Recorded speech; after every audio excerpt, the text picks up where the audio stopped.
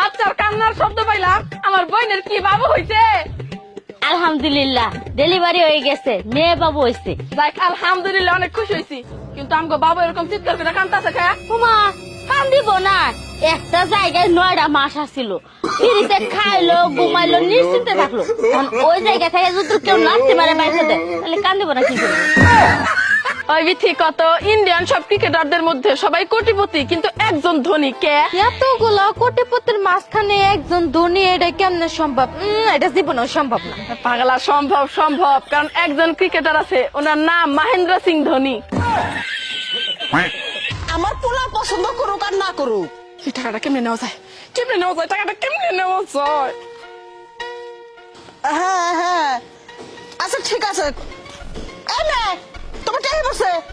O thank you aunty, thank you. যাও।